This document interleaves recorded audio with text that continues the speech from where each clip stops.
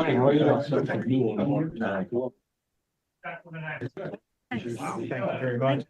Dabbled used to be. Yeah. The meeting to order, Yeah. and we're gonna have Edmond lead us in the pledge. Thank you, sir. I pledge allegiance to the flag, the United States of America, and to the republic which stands, one nation, under God, indivisible, with liberty and justice for all. Thank you. Thank you, Mr. Chairman. Hello, Aaron. Thank you.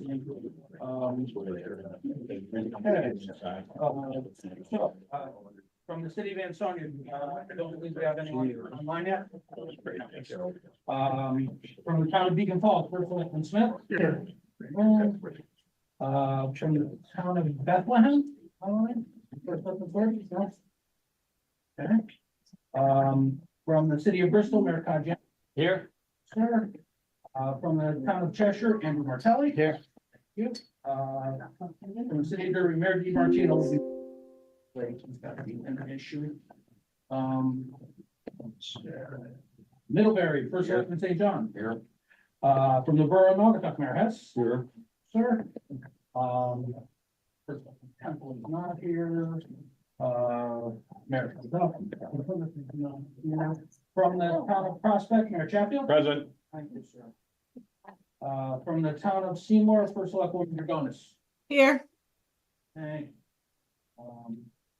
From city of Shelton, Mayor Loretti. Here. Thank you.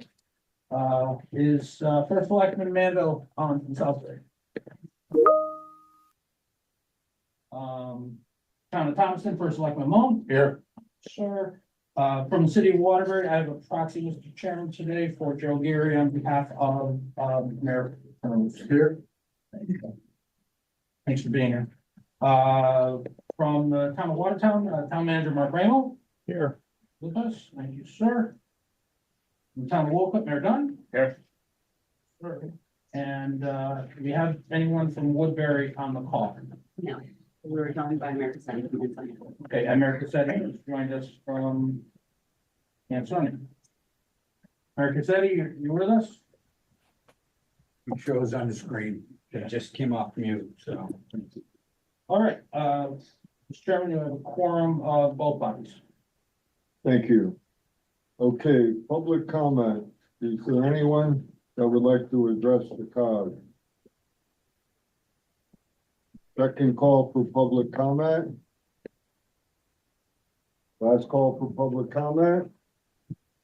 All right, we'll proceed to item 3, CNVMPO meeting, 2025 to 28 TIP amendments, projects 0170, 3743, and 0170, protect 2223.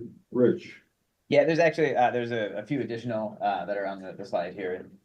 And so there's a series of tip amendments for this, this meeting. Many have to do again with the movement of the 25 to 28 tip from the traditional maintenance method onto the equine platform, at the CONDOT level. There's also a few projects that carry over funds from the 21 to 24 tip into the current 25 to 28 tip that need to be added as new projects. I'm happy to go into detail on any of them. The one I would really like to call out, though, is the 0170 Protect 2223, which is the addition of the Protect Discretionary Award that NVCOG was granted by the Federal Highway Administration. This project will be fully federally funded and allow us, in partnership with the Northwest Hills COG, the Northeast Connecticut COG, and the Capital Region Council of Governments to develop a resilience improvement plan for local roads around our regions. Point 2. Okay, any questions for Rich? So move Prospect. Second. Who did the second? Okay, any discussion? All those in favor? Aye. Opposed? Motion carries. And that's the only resolution we need, Rich? Mhm. Okay. Yep. All right, Thank minutes you. for approval. Do we have a motion? So move Prospect. Second. All right, any questions or discussion? All those in favor? Aye. Opposed?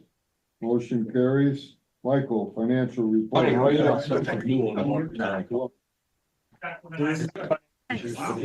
much. Dabbling used to be, yeah. So meeting to order, and we're gonna have Edmond lead us in the pledge. Thank you, Jack. I pledge allegiance to the flag, the United States of America, and to the republic which stands one nation under God, indivisible, with liberty and justice for all. No, somebody's watching. Audio The coming back at YouTube us. stream of our meeting. All right. Alright, Okay, so this is the report for August 31st. 17% or 2 months through the year. Beginning of the year, our current position is always elevated due to the municipal brownfield dues being front loaded. So we're at a bottom line of 226,000. Cash balance just under 1.4. Unrestricted general fund of just over $1 million, and our budget to actual on expenses is at 9%. So we're under expending right now by about 8%. Other than that, there haven't been any unexpected funding cuts. We actually just received the RSG, all the RFP funds 100%, a couple weeks ago, which is great.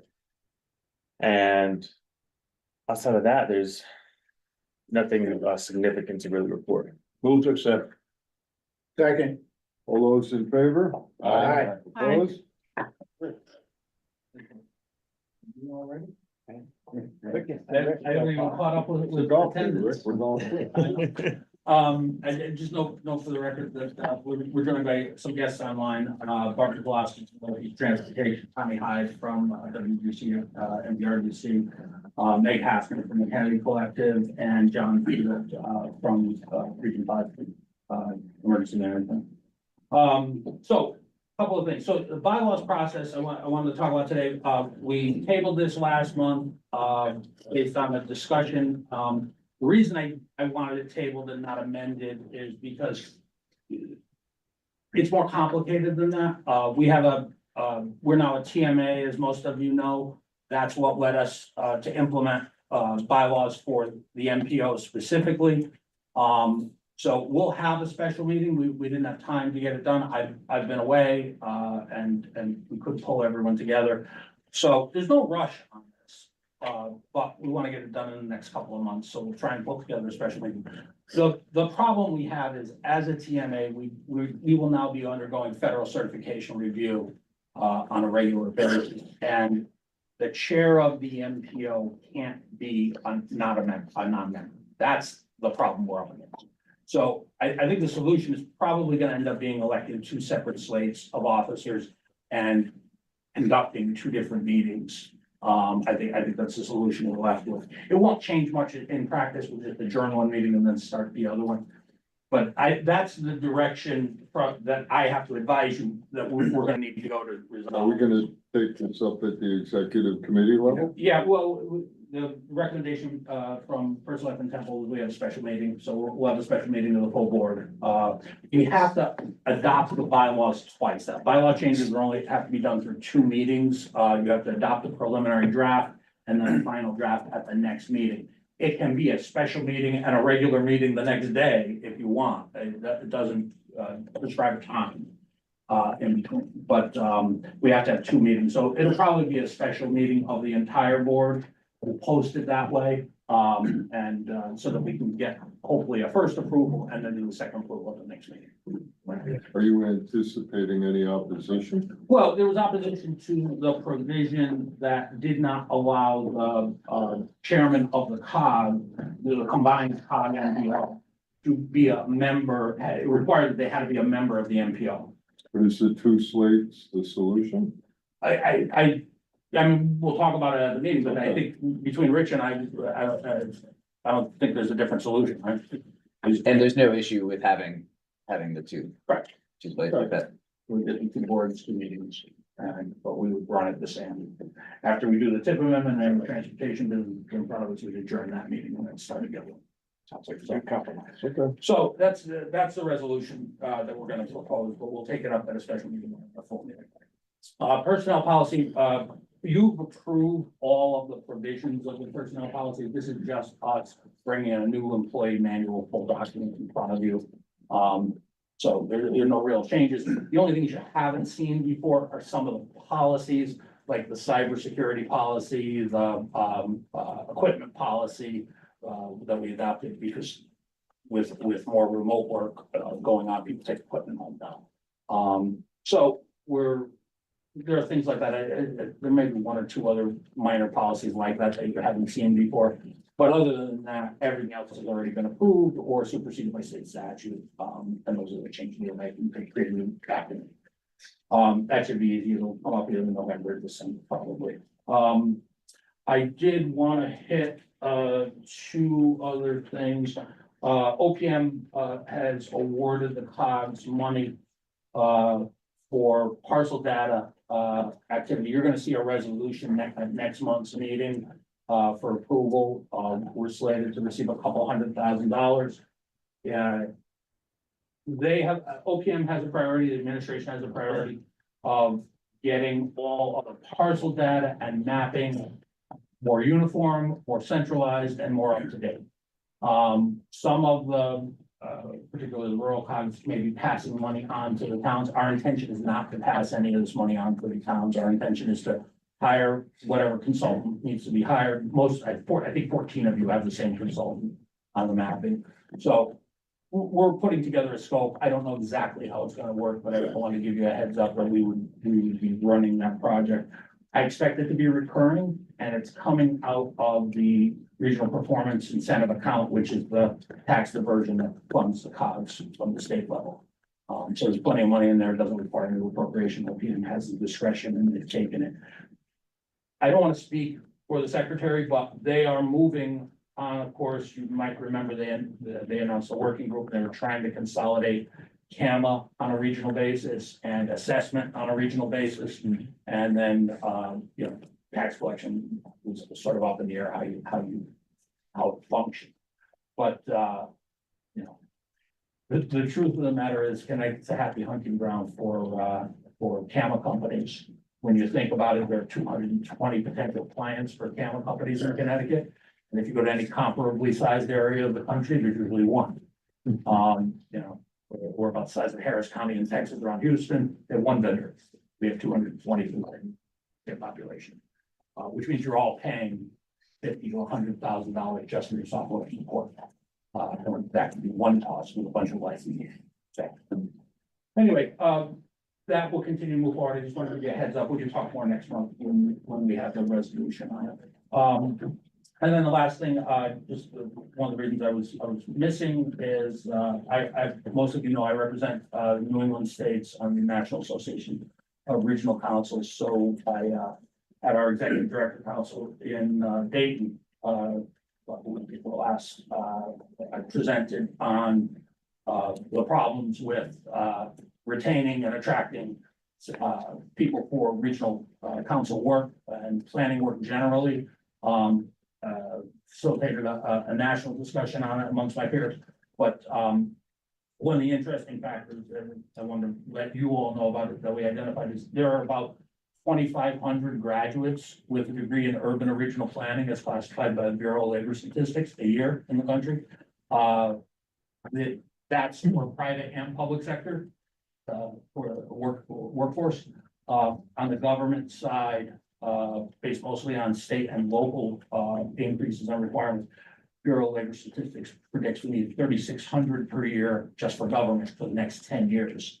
So we've got a huge, in addition to all the other shortages we're all experiencing for certified and other qualified government employees, this is going to be a big one facing COGs and NPOs going forward. So just wanted to let you know about that. With that, I'm happy to take any questions or we can move on. All right, questions for Rick? All right. We'll go to community planning. BGS section 8-3J notice reminder. Keith. Yes, sir.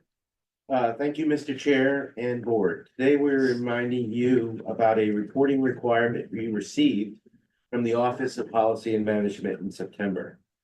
By December first of this year, you as Chief Executive Officer must submit a sworn statement to the Office of Policy and Management stating your compliance with CGS Section 8-3J. This section relates to your zoning regulations compliance for family child care homes and group child care homes. We have completed research regarding compliance with our region and believe that there are 7 communities that are currently in compliance. We will follow up with the land use staff and municipalities and we believe are non-compliant. And I will take any questions at this time. Or SN as well. So anyone who hasn't done it yet, you're gonna follow up and make sure they Yes, do. yeah, and interesting enough, everyone has a different set of regulations, different set of definitions, and we will be catering our assistance at that micro levels to help you get through this. Okay, any questions? When can we expect to hear from you? Within the week, within the Yes. next couple of weeks. We'll be reaching out within the next week to your land use staff. Keith did a lot of really great research to tell each municipality which sections need modification. So your planning and zoning commissions will have to act quickly. But I think even if you sent a notice, because the requirement says you have to say if you are or are not compliant. And if you say we're aware we're not, but it's on our next planning and zoning agenda, we don't see a world in which OPM really does anything about that, but we want to lead you towards compliance, so we don't have to worry about it in the future. Okay. Okay. All right, let's go to item 2, CGS. Section 8-30G, housing coffee hour update, Savannah. Thank you, Mr. Chair and Board. This is just a reminder that next Tuesday at 11 a.m. we have this coffee housing webinar. We try to do these quarterly and we're really excited about this one because we're partnering with the Department of Housing and the Connecticut chapter of the American Planning Association. For your AICP certified planners, they'll be able to get education credit for this event. But this is a really good event for chief elected officials, for your land use staff, for your commissioners, for your community members about the 8-30G affordable housing appeals process. As I said last time, I went through one, and the best time to learn about them is before you have that application in front of you. And so getting through those nuts and bolts with your staff so that you can feel better prepared if and when you end up in that position will lead to a smoother result through that application process. So we highly recommend you send your staff. So has this been disseminated to our respective planning staffs? Yes, they have received it. We're going to send a reminder email on Monday just saying, don't forget it's tomorrow. And we have 80 people signed up for it thus far. So we think that it'll be a good turnout. Okay, Tuck signed up. I can check, and if not, How do they have to go?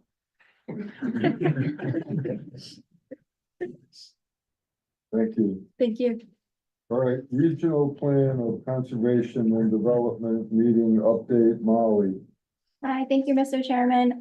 Yeah, I'm just here to provide you with an update.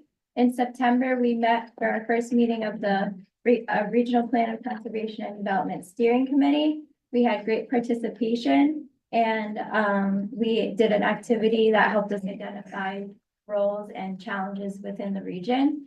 Our next meeting is this Tuesday, October 22nd. However, we do still have 4 communities who do not have appointed representatives participating, and we don't want to continue the process without everyone represented. So our meetings typically, they will occur during the daytime, and we encourage you to appoint a staff member to participate, but of course it's up to your discretion of who you think is the best fit. And we strongly encourage you to appoint representatives if you have not done so already. So please reach out to me if you have questions. Okay, any questions for Molly? I'm just gonna ask publicly that Molly reaches out to those 4 communities as well too, because I'm not sure if I. Reach out again. Okay. Thank you, and copy in the chief elected official, that'd be great. Okay, thank you, Molly. Environmental planning, brownfields update, Ricardo. Thank you, Mr. Chair. Good morning, everyone. On September 30th of September, NVCOG joined the City of Derby, State of Connecticut, DECD, as well as state representatives at the ribbon cutting ceremony at 6771 Minerva Street.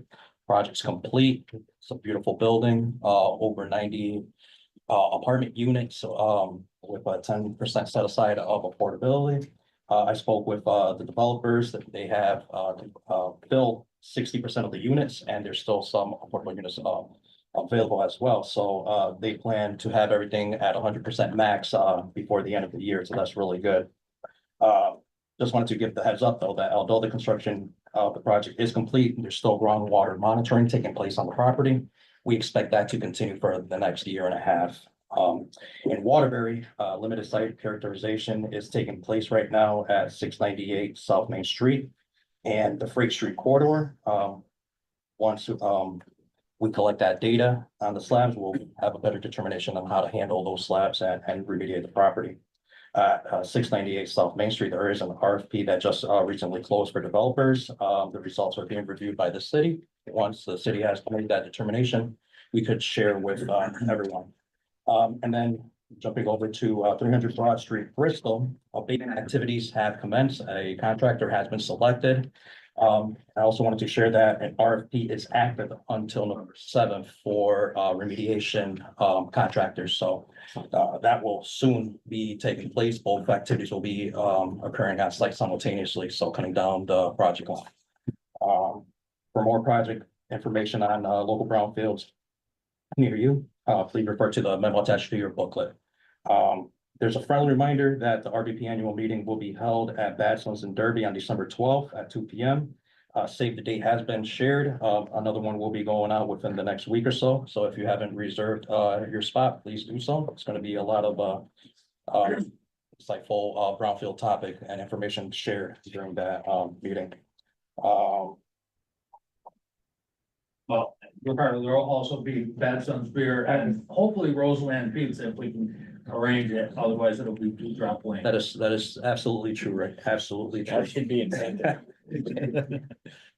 And then lastly, I wanted to share that although not really part of NVCOG, staff at NVCOG assisted the Connecticut Brownfields Land Bank Inc. in filling out and submitting 2 applications to DCD's round 20 brownfield funding. That one of the projects is in Waterbury, the former Beggs building, and the other one is in Hartford, across the street from the Capitol. So if funded, we'll share the next steps for that with the board.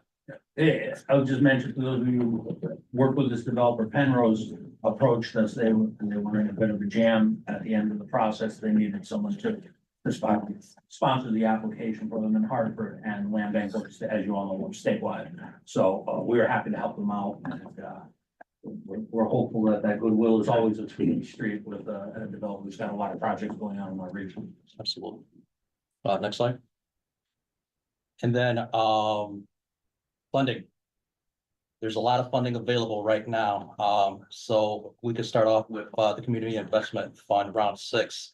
Deadline is December 13th at 12 p.m. If you're interested in applying, please request a SharePoint folder from DECD by the 5th of December, 5 p.m. And then eligible municipalities are Ansonia, Beacon Falls, Bristol, Derby, Naugatuck, Seymour, Thomaston, and Waterbury. They really don't have a specific max, but the ranges range from $250,000 all the way up to 20 million. And then that's what we've typically seen within the last 5 funding rounds. So if you guys have a project that you are considering, may need some assistance with, please reach out. We're be more than happy to assist where we could. The DECD round 21 funding round will be opening up January, February 2025. They still haven't opened it up, but this is a perfect time to reach out and start the strategic planning, whether you need assessment funding or cleanup funding. So the max for assessment is 200,000. The max cleanup for the max cleanup funding is $4 million. So if you have a project, reach out. We'll assist where we could. EPA, they have an open solicitation right now for assessment projects. This is a community-wide assessment program that they have. So if you have multiple sites clustered around a certain area, it may be a good candidate to get assessment funding done for all of those simultaneously. Same with a specific site cleanup for those projects. Deadline is November 14th. The max award varies. So if you need any more additional information on that, please reach out. And then lastly, there's a Deep Circula 128A funding from Deep. Deep is seeking projects that enable the creation, preservation and additional park space, greenways, or other recreational spaces. Basically, the end use needs to be for public benefit. Deadline is November 22nd at noon. Max award, is $250,000. Let us know. And we'll be able to help. Oh, hey, lastly, I'm sorry. On October 29th, the RVP board will be meeting to determine the applications we received for NVCOG's assessment, EPA assessment board. So we received a numerous amount of applications. We will be meeting with the board, making a determination, and we'll be sharing the results as soon as the meeting's over. So please be on the lookout for that. Okay, questions for Ricardo? Okay, Thomas, household hazardous waste, recap. Thank you, Chairman. NVCOG had yet another successful year of household hazardous waste events. This year, we saw an increase in participation from last year's 1,877 carloads of hazardous waste to 1,937 carloads that we were able to divert from our waste stream and environment. I would like to thank all municipal staff from Ansonia, Woolgate, and Woodbury for their time and effort, ensuring that all three events this year ran smoothly and successfully. With this event growing year by year, municipal participation is invaluable to our success. As a reminder, the HHW annual meeting will be held on Thursday, December 5th, and will be fully virtual. In this meeting, we will establish dates and locations for next year's events. And this will also serve as an opportunity for you to offer your comments and feedback for improvements to the program. A registration email for the event was sent out on October 7th to all municipalities. If you have any questions, I'll be happy to answer them at this time. Thank you. Okay, questions for Thomas? I got a question. Do all of my brothers and sisters here, the Monday after hazardous waste pickup day, get a call? When's the next one? Every time. Okay, just want to make sure I'm not the only one. Thank you. Okay. My favorite topic, Kingstown Dam, Aaron. Thank you, Mr. Chairman. So we've had a really busy summer and early fall down at Kinneytown, and I thought it would just be a good opportunity to give you all an update on progress. So as you understand already, the plan is for the Connecticut Brownfield Land Bank to take possession of the property while we design the dam removal and ultimately remove the dam. So we're sort of wrapping up all of the due diligence efforts that we've made on behalf of the Brownfield Land Bank. The two sort of big things this summer were completing the survey and property research that needed to be done. And as we discussed before, while we were doing our sort of property research, we realized that there's a 3,000-foot earthen dam that was in critical shape, and we really needed to do something to reduce the risk before the land bank would take the property. So we determined with an engineer that lowering the water level by about 3 feet would reduce the immediate risk of a catastrophic failure at the dam. So we had crews out there over the past few weeks, creating a notch in a spillway at the Unit 2 in Ansonia. That work's complete now. The water level's been lowered by about 3 feet. You can see the shoreline there.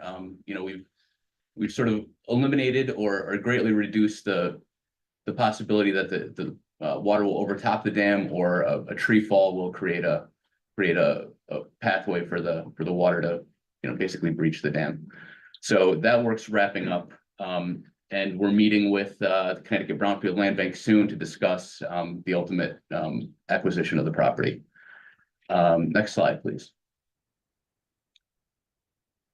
We also, through a targeted brownfield assessment program at EPA Region 1, conducted a phase 2 environmental site assessment.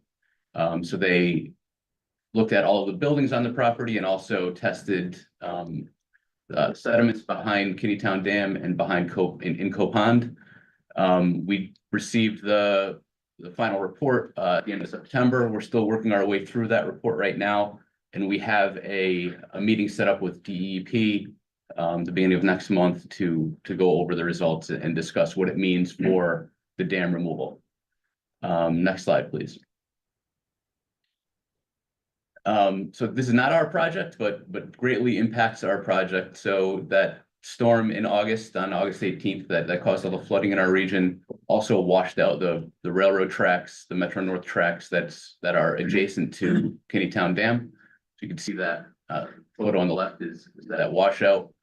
So DOT has been working since then on an emergency construction project to repair that, and had to access that property through the Kittytown Dam property. So we've acted as an agent of the dam owner to basically grant them access and oversee that work. And they're wrapping that up now. I think that we saw some laying track earlier this week. So I think that's been pretty much completed. But sort of a good result is that they really improved our access to that site right now. So they are leaving their laydown area. They widen the access road. They're putting in a new gate. So it's actually improving our access to the property. So we've been working with DOT to make sure that when they leave it, it's in a state that, you know, we can use it going forward for our work.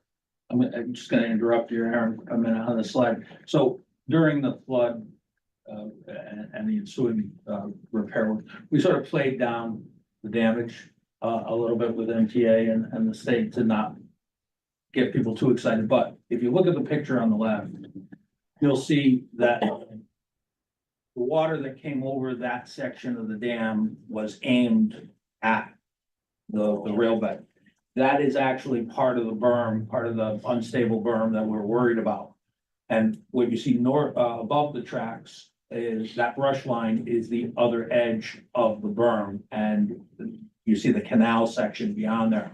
The canal section is actually what's washed out is below the gatehouse that controls flow of water in. Had that gone on a little longer and gone fully through that, much of the water in Kittytown would have, in Coe Pond would have backed out and flooded down the river and probably blown a much larger hole in it once it breached completely. So we didn't want to make a big deal out of it at the time, but this really demonstrates the danger we were facing on that earthen dam. So I'm sorry, Aaron. And so DOT has replaced that basically the way it was before. So it's not been improved. It's the safety is not any better than it was before. So I think it just, you know, it shows the importance of removing this dam as soon as possible to prevent that from happening again, really. Next slide, please. A few other quick updates. We're working actually today is the deadline for our RFP. So we should be getting two cost proposals today from two pre-qualified firms that we've interviewed. So we'll be keeping you informed on what we find with that. So our hope is to have an engineer on board by the end of November to begin the dam removal design. We are underway with the design of the sewer relocation.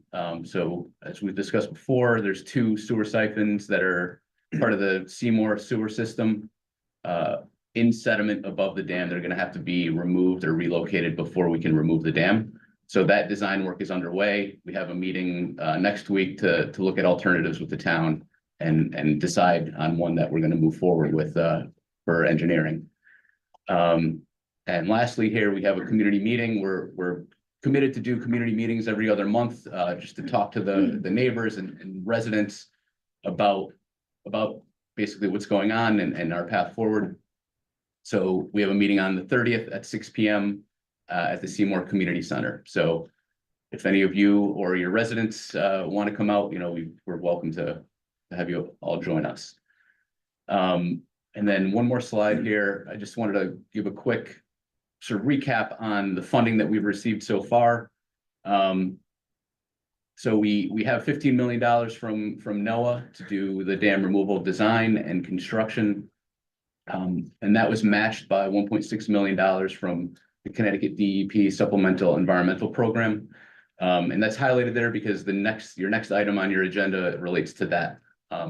So it's sort of our segue into the next part, but we have the EPA targeted brownfield assessment that's sort of still underway, has exceeded $900,000 in value that they've provided to this project.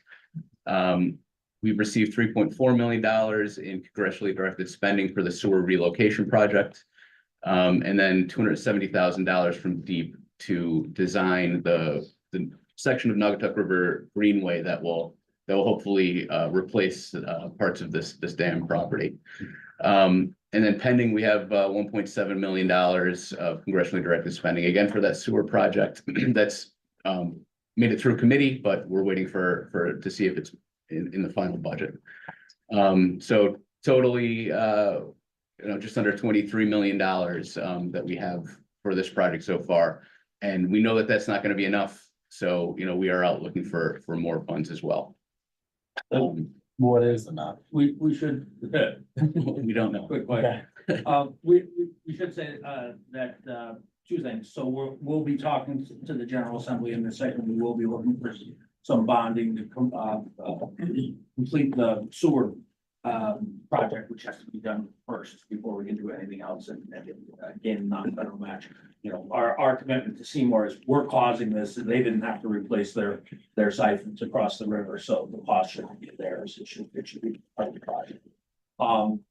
And we'll be applying. Is it announced yet? The NOAA round? It's not announced yet, right? Not yet. So we're anticipating applying for another $15 million from NOAA it's supposed to be October. I think they're waiting for the actual budget to be approved, appropriations to get done.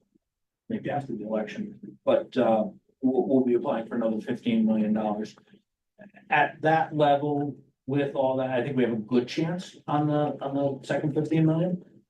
At that level, to answer your question, Andrew, we're gonna be in the range of what we anticipate the removal and restoration of the river to be, exclusive of whatever we need to negotiate for the sediment management.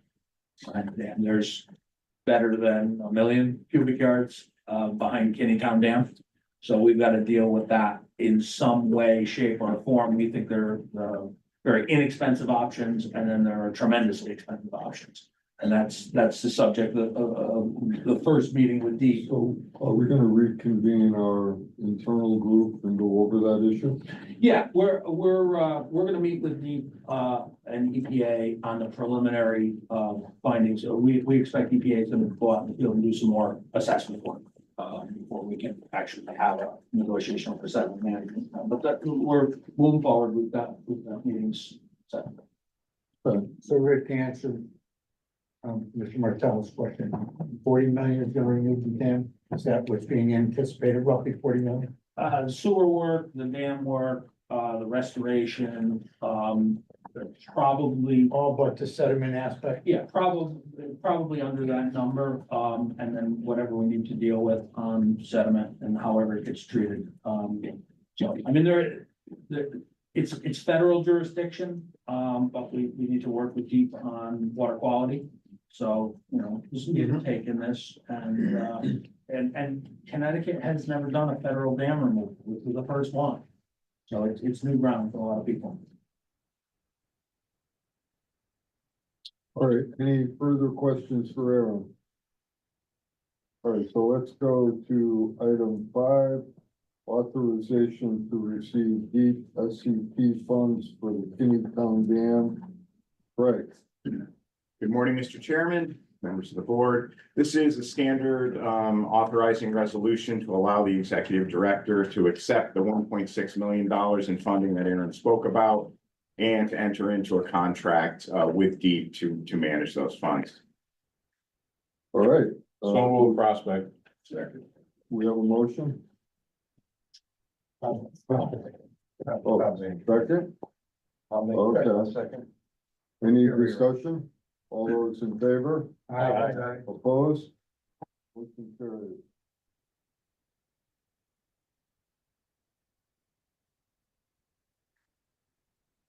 That is it? Drew, where's Drew? Down there. Okay, good. That's what I meant. Okay, Drew, municipal services. Thank you, Mr. Chairman. As you're all aware, yearly CCM solicits responses to a municipal salary survey that they distribute statewide to all the municipalities. It's a very useful tool. I think in years past, they really don't get sometimes a great participation, so they've asked us to remind all the COG boards around the state to please participate or have staff fill that out for you if you don't have the time to do so yourself. Useful tool, particularly if you're looking to hire somebody, a fire marshal, et cetera, to be able to have comparisons around the state of what kind of the going rates are. So that is live on the CCM portal. So most of you as CEOs, if not all of you, have access to that. And if you need to grant access to your staff to fill that out, you can do that as well. But the information is in your packet and up on the slide there as well. Next slide, please. Just on that point, I would augment that as well. I know I've used that salary survey periodically when we have to hire new help. And over the last few years, it hasn't received the participation from the communities. I simply assign it to my HR department, payroll picks it up, they plug in the numbers. It's easy, it's painless for us as CEOs. Please do that. That data is important. Otherwise, it's incomplete. Thank you. Thank you. Nice segue into our local regional shared services survey update. I want to thank the 16 of the 19 communities that filled out the information. We put this out probably about 2 months ago, and after a couple rounds of reminders, we got pretty good participation. So thank you to those of you that did fill it out. We're at a point now where staff is going to kind of review the data. If you go to the next slide, please, Desiree. This is kind of hard to see for you folks, but essentially this kind of shows the various topics and questions that we put in to try to get a complete data before we move ahead with either RPIP applications on your behalf or helping you with shared service agreements between and among 2 or more municipalities. Next slide, please, Desiree. But really, here's kind of where the rubber meets the road, and we've organized it in a way that you can see the most responses to interest for a regional shared solution on the top going down to the bottom, with the most popular item being grant writing, that 8 of you expressed interest in potentially sharing that. So we're going to discuss that a little bit more internally to talk about if that's something that we want to stand up on the COG level. And you'll notice, probably none of these are very surprising to the board based on kind of the difficulty we've had, I think, in filling certain roles. I know Rick already mentioned the CAMA situation, which I know OPM is looking at. But that doesn't prohibit us from potentially looking at just a local solution for us here in the COG region. So we'll be connecting with you individually if you expressed interest in any of these specific items, and try to build out a program that can definitely help those of you that are interested. And even for the 3 of you that did not fill out the survey, certainly make sure we include you in those correspondences as well, in case it's something that checks a box for you. Any questions on that item before I move forward? Yeah, what about animal control? Is there any interest in someone joining our?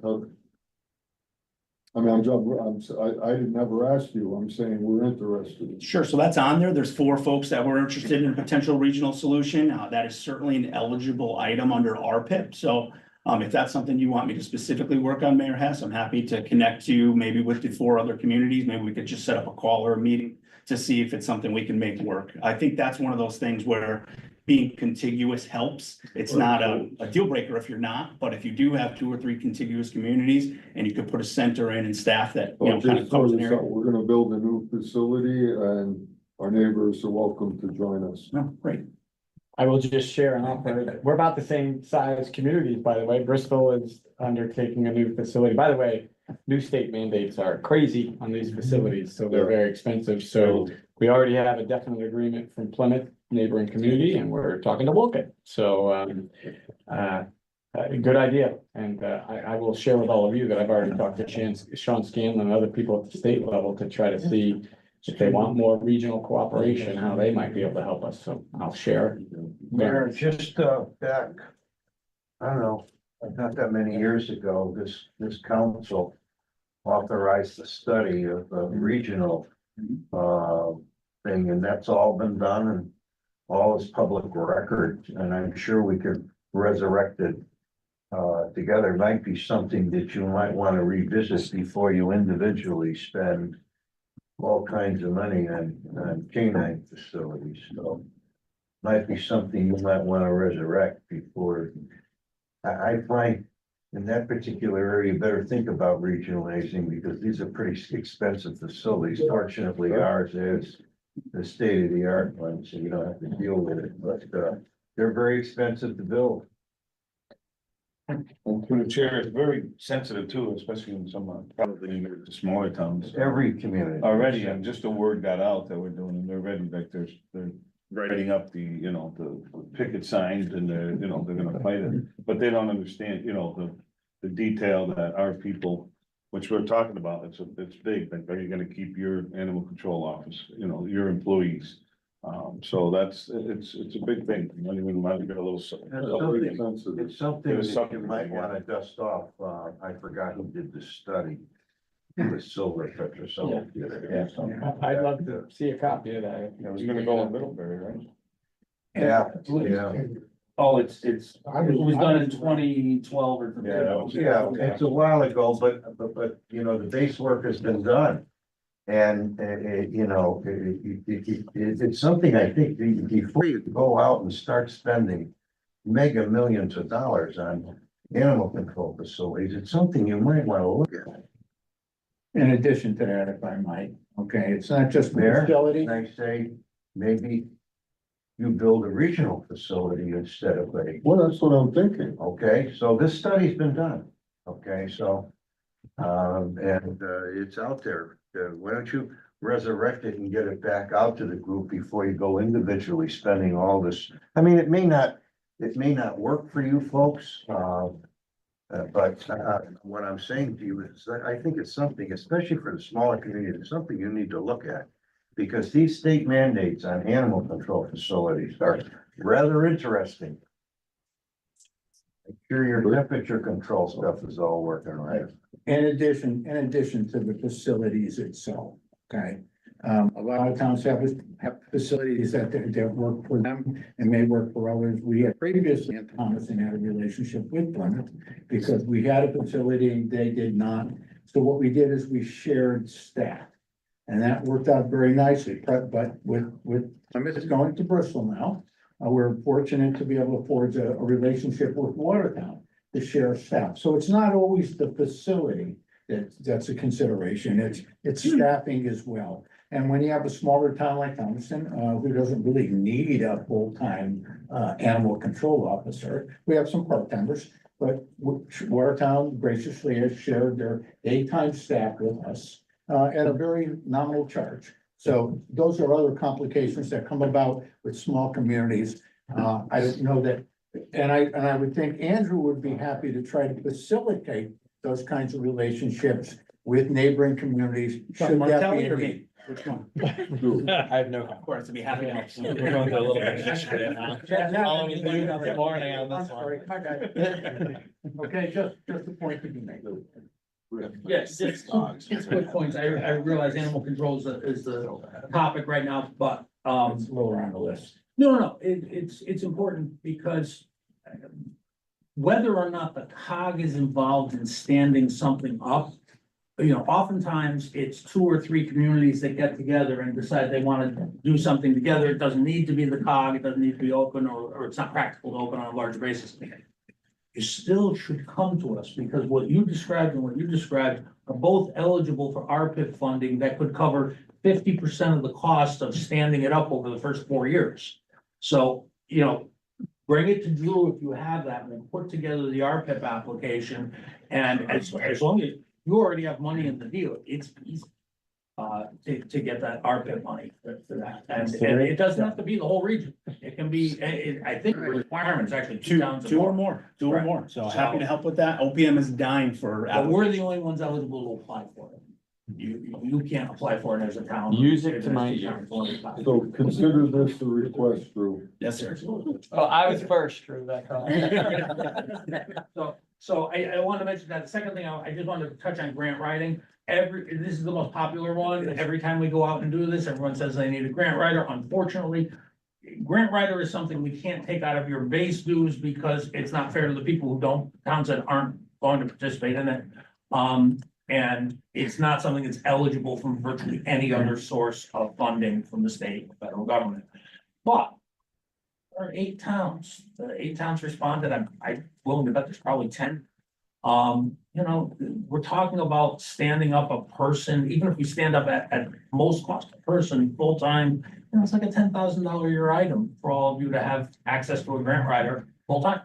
So, you know, that's the way you should be thinking about that. If having a grant writer is important to you, that's the way we would do it. As much as we do town land use planning for some of you, it would be a fee for service based upon our actual costs. Question, Rick, so if, let's make that assumption that 10 towns are interested, I know Thomaston is. Would one individual be able to handle that load? Well, you're gonna have peaks and valleys of the cycles. You know, it would be our responsibility to get that set up and running and take it through the first year and see what it needs, make a reevaluation at that point. But, you know, sometimes we'll use it more and sometimes we'll use it less. Understood. You know, but, yeah, I mean, everybody's gotta be reasonable. You have to have a practical chance of being funded and having the resources like match and other things that are required for a specific program. I just happen to know, because I wrote a CIF grant, took me 18 hours, 18 hours. So, you know, that's why I asked the question. No, thank you, no, thank you. Listen, I don't BS good enough. Well, you better tune it up a little bit. Well, and I do for the grants I write, I've been successful. On many grants, special expertise is required. Absolutely. Leveraging and all types of things you don't think of as a CEO, so. Absolutely. No, listen, Expertise is important. I'm in for grant writing. I'm saying that. Okay, flood update? Yeah, just one final point on this before we move on, if you don't mind, and that is, if we do undertake an RPIP application, one thing that OPM and CROG specifically, who has had multiple applications, then kind of die on the vine afterward, we're gonna ask the municipalities who want to participate in an RPIP application to preemptively have local support. I would like to see a resolution from your boards ahead of time, because it may be that the CEO of the town or staff is all in, but then when it comes time to cross the finish line with legislative support, then, you know, you get the funding and you can't make the project a reality. That happened with 2 or 3 separate projects that CROG was just funded for. They all died before they could get the money. So we'll try to do that, I think, the right way, and that is get your local support first, and then we'll go out and file the application, okay? But you can move on to the next slide, please, Desiree. Thank you. So August 18th, 19th flood update. Obviously, some of you have had to pivot from being municipal CEOs to being full-time kind of flood and FEMA and SBA administrators. So kudos to those of you that have done that. We're almost out of the woods, not quite there. As you see on the screen here, we have been doing a flood resource guide, which I think has been useful to a lot of your municipal staff. Certainly, a lot of residents have reached out directly, and hopefully that's taken a little bit off of your plates dealing with kind of one-offs.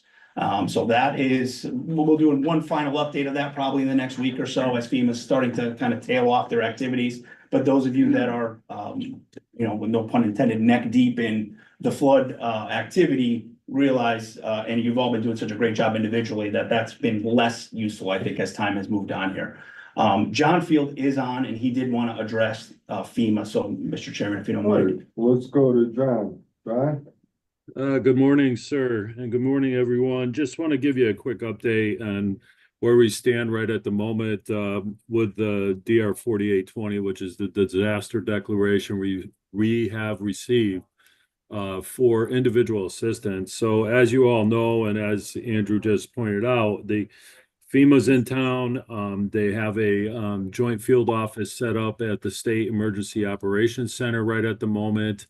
That is going to be moving. They are actually looking at property or working on finalizing property over in Rocky Hill.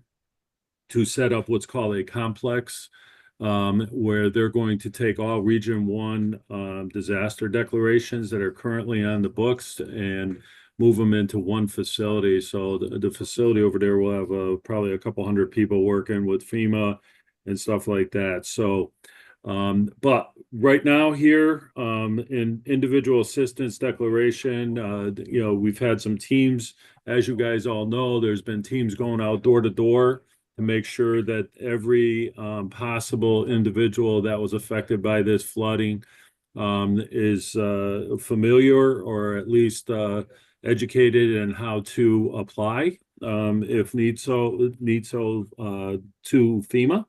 And then also at the same time, SBA is in town, which is the Small Business Administration, to for businesses and homeowners to work through their program, which is a little bit different, but I'll talk about them in a minute. The DSA teams, we had 7 of them here in the state of Connecticut, and they spread out over different municipalities, went door to door. They've covered approximately, I think it's a little over 12,000 according to today's report. They've knocked on 12,000 doors, and they are starting to wind down a little bit. Next week, the 7 teams will go down to 3. As you know, with the southeastern disasters, FEMA is spread out thin and are looking for staffing. So they will be sending some staffing down south as we start to wrap up what's going on here. DRCs, the disaster recovery centers, we had 2 of them. We had one in Wilton and we had one in Southbury. Wilton closed last week, and then Southbury remains open right now. The big thing with Southbury, it's going to be moving for 2 weeks because they cannot be in the same building where voting is taking place. So they will move while we have the early voting going on in Southbury. So they're moving over to the Sacred Heart Catholic Church at 910 Main Street South in Southbury for 2 weeks. That's being finalized within the next couple of days. So there's no gap in which people can register. Now, registering for FEMA, also, you guys are very familiar with the fact that they can do it online. There's a couple options. They can go right to the website, or they can go through and call in their claims and register that way. There also is a mobile DRC type unit, which was in Oxford, but that is all done as end of day today. That will be taken off. No more mobile units. Currently, registrations are at 2,084 total registrations. And right now, FEMA has dispersed just over $7 million. They've completed, so it's like $7,195,000. They do have inspectors out in the field that do assessments, damage assessments and stuff like that for the homeowners and business owners. They've done right now, as of today, 1,640 inspections. Then on the other side, the SBA side of the house, as you guys probably all have heard, which has caused some angst, is SBA is out of money. So the president has asked Congress to come in back into session so they can get some additional funds for SBA. So what does that mean? Well, SBA is still continuing to work with whoever applies with them. Currently, they've had approximately 140 applications, and they've dispersed, I think, just over 400,000 as of this morning's Command and General Staff meeting. So they're awaiting additional funding from Congress. Once that's approved, then they will be able to process additional applications moving forward. They are accepting applications right at the moment and will continue to do so, but they will be on hold until Congress approves the funding, additional funding for SBA. And SBA is all about loans, low interest loans for homeowners and business. So again, they're going to continue doing what they're doing. And then once they get the funding, they will start to process those applications again. Also, you guys have probably have probably received requests from me for long-term recovery coordinators. FEMA has brought into some VALs. They call them VALs, volunteer action or volunteer agency liaisons. And then we also have the Connecticut VOAD, which is volunteers, assisting during disasters. So both those groups, we're trying to work with the sorry about that, guys. Trying to actually work with those two groups to, make sure we do not miss any unmet needs. And if you know of any unmet needs of your folks living in your town, please let me know so we can get somebody out there. If they are unable to call or register online, we can get somebody right back out there. There's still going to be 3 teams here that we can utilize for our particular sending out to reach those people. But if we don't know that there's an unmet need, then we can't address it. But if we know of one, we're going to address it. The other big thing with reimbursement, and I'm sorry this is taking long, but there's a lot of information here I want to make sure you guys are up to date on. There is a new program through FEMA for driveway and bridge, private drives and private bridges. One of the big things that we've heard and one of the big problems is they are particularly some people aren't happy because the original thing they are given is $1,900 to repair your driveway or replace a bridge, which obviously you can imagine doesn't go very far when you're talking about $1 million of property damage. So what we've been telling those folks is file an appeal, come forward with your your estimates and all that kind of stuff, so that FEMA does know that the true cost of what's going, what you need to replace your driveways and bridges to what they were originally. That's not to update them. Obviously, that is to just replace them to what they were originally. So I've been continuing to stress that message that, tell them there's an appeal process. There's also other mechanisms like SBA, which can help them with low interest loans and stuff like that to pick up what is not covered under FEMA. The other, I think that's all I have. I'm just looking real quick here. I think that's all I have from the disaster declaration, guys. I know there's a lot, and I apologize for taking a little more time than I normally do, but I think it's important stuff. And if you ever have you or your staff have any questions, please do not hesitate to give me a call. If I don't have the answer, I'll make sure you're pointed in the right direction to get the answer. So that's all I have, pending any questions right at the moment. I'm going to start with one question, John. On the SBA loans, I've heard that there are occasions when the loans are forgiven. Do you know anything about the criteria for that? No, so I've been told these particular loans that are being given out here, as we were told the other night at an information session, that they will not be forgiven. So these are loans that you're responsible for, and basically what happens is you are working with the federal treasury directly for these loans, and there will be no forgiveness. That's what I've been told. Okay, any other questions for John?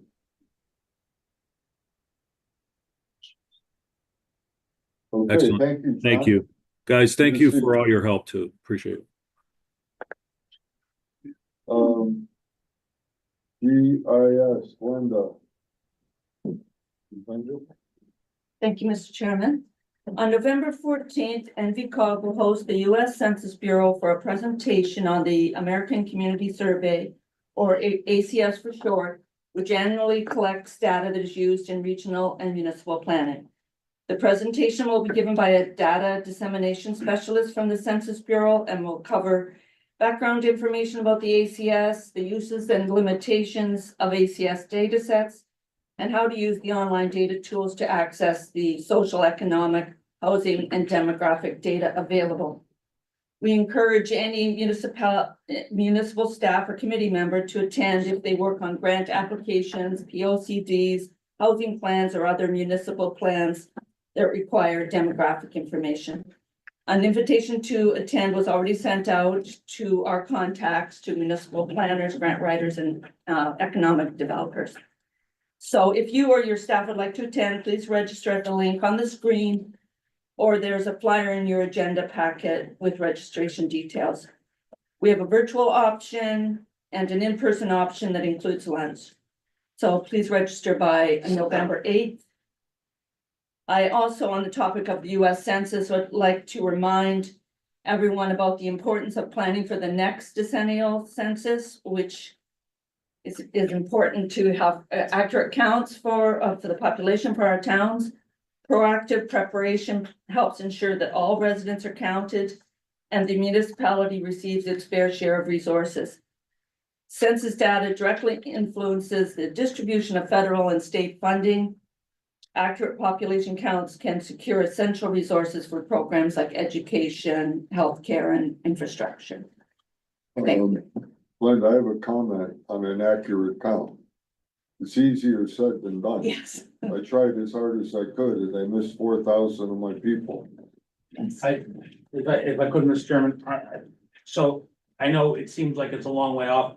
Our team's already working on census for 2030, but this is so important, and for whatever reason, we keep screwing ourselves in the Northeast, particularly in this area, and a lot of it comes down to individual politics. People are against the government, they're against the administration, they don't want to fill out the paperwork. And our lunch is getting eaten by red states in the Midwest and Far West, who put on a full bore effort to count everyone. So it's really important that we try and convince everyone that this is important in their communities. We're all losing out on a lot of federal dollars, particularly in Connecticut. And we know there are a lot more people. We have one very affluent community that we know has grown significantly, had their population drop in the census. We know there's no other reason that it occurred other than. Right, so in Naugatuck, multifamily homes where we know there are 8, 9 children registered in school. The census counters said that there were like 6 people living in those buildings, and they were, it's very difficult to get an accurate count, so this is a good thing to work on long term. Anyway, Glenn, the GIS team will be putting together a working group when the time comes, probably in a year or so. With the towns, so we get an early start, and somebody who's gonna be there through 2030 is a good person to be appointed. All right, sorry, Mr. Chairman. You forgive it. All right, transportation planning, Rich. Yeah, so I believe this is the last item today, so hopefully. Yeah, everybody's excited about that. This is just an update, no action required on it at the moment. But it's an update we're very excited to share. And so we've spent just about a year working on a complete streets guidebook to serve as a resource for all of you, for your municipal staff, for residents. Complete streets is an increasingly important concept for us as we look at transportation. The short version of it is designing a street to accommodate all users, to consider all users, all potential users of that street. We've heard people talking about this as if it's a fad that is coming and going, but it is not going. It's here. And this is how we do transportation planning at this point. And a really significant advancement in this is the engineering directive that CONDOT signed earlier this year. And so all CONDOT projects must be reviewed thoroughly for their consideration of all users. To that point, as the state comes through and updates state-owned roads within your communities, they will be moving forward with complete streets elements. And one of the things we wanted to do was ensure that all of you had the knowledge and the access to information to advocate for the right features for your communities. Similarly, in the Lots It program, we've been including a lot more complete streets, and we're encouraging towns to do so on local projects as well. And so this book serves, it's a non-technical resource. It includes a comprehensive list of all of the very many aspects of a complete street. And so it's not meant to be you have to do all of these things, but it is meant to be a way to figure out what might work best for you in a given situation.